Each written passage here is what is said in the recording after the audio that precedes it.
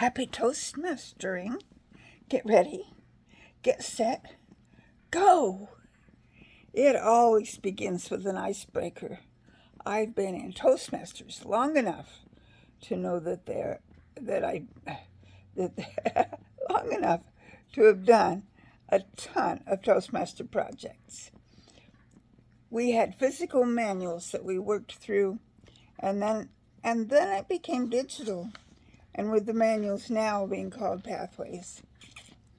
Each manual, each path has an icebreaker. Telling about myself. Each icebreaker has been about a different part of me, sharing me with you. I like that. This path was no different, sharing me with you. Then each step of the way has involved learning better, about learning more about my leadership style, learning more about mentoring.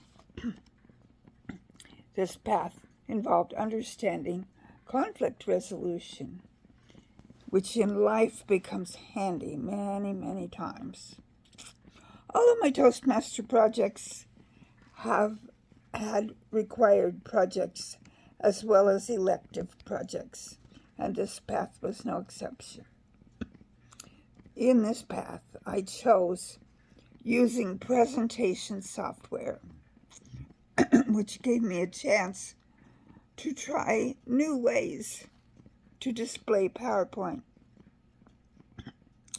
I also got to exercise my storytelling skills by finishing the Connect with Storytelling elective. I read Too Late by Sarah Loitz about a girl and her tree. I always enjoy interpretive reading and storytelling. And to practice my vocal variety, I did an interpretive reading from In the Time of the Butterfly by Julia Alvarez. That was a fun project too. Then I was challenged to inspire my audience, as well as doing a speech that I researched, which is what I love to do. Ask me about something I don't know, and the next thing you know, I have researched it and probably came up with an answer. Nevertheless, I got to present a speech sharing my findings about the topic I chose. I shared how to lead in a difficult situation, which hinted of what I would do later on as a high-performance leadership project. But this project showed examples of several times in my life when the situations have been difficult and needed navigating. As an elective, one that I loved doing was building a social media presence. This gave me an opportunity to share with my club and to make sure that all the members, all the ones that were listening to my speech anyway, knew what the social networks that I had created for our club were and how our club already had a social media presence and what that meant to us. As a reminder, you can go to 154.toastmastersclubs.org and look in the left-hand column down below all the pages to view things. And there is a box there with a link to all of our club's social media apps. So if you have a chance, go there, check out our social media apps. The biggest challenge of this path was the high-performance leadership portion.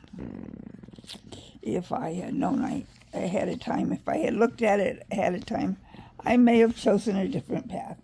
But oh well, the challenge was there, and I needed to take it. So it was something that I needed to do anyway. This involved time.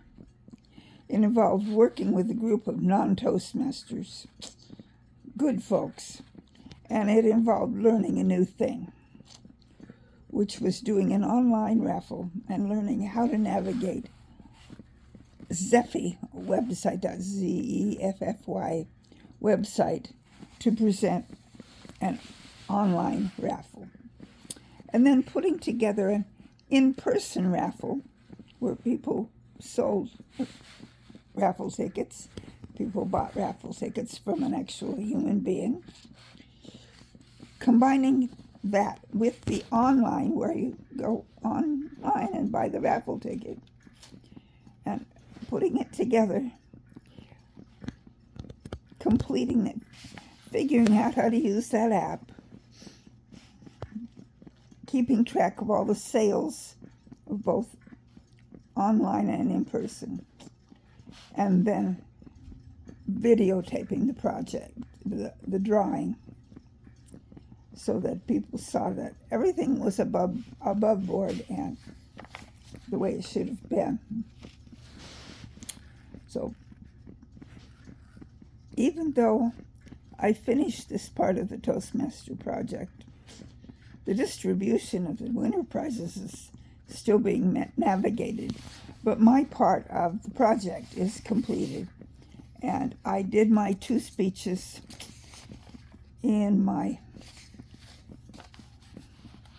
high performance leadership skills project, telling everyone how I planned and how I executed the project. In past years, my high performance projects for my DTMs, my Distinguished Toastmaster Award, have involved putting together conferences. I put together both one for Toastmasters, the year that my husband was the district director, and one for my Business Teacher Association, the year that I was the president of that association. These were challenging too, and they were good projects to do. And they really involved my self-esteem boosting, because I kind of got to be the big wheel at the conferences. Well, in my raffle projects, I was more in the background, and the organization president was the big wheel, and I was just the person in the background doing the work that you don't see but gets done anyway. But that was perfect. I liked that, and I learned a lot.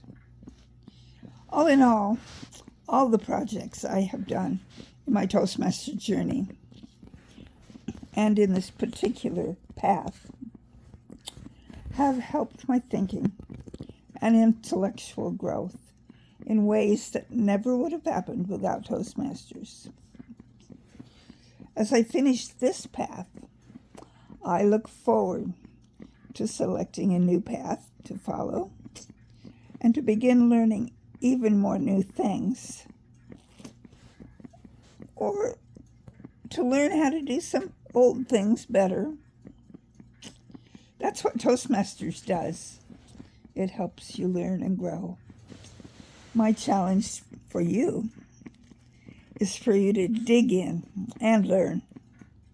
The more you give speeches and do roles and become involved in the workings of Toastmaster, both at the club level and at the district level, the more fun it is, and the more you will learn.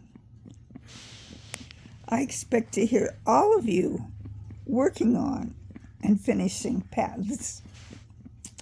So, ready, set, go. Happy Toastmastering.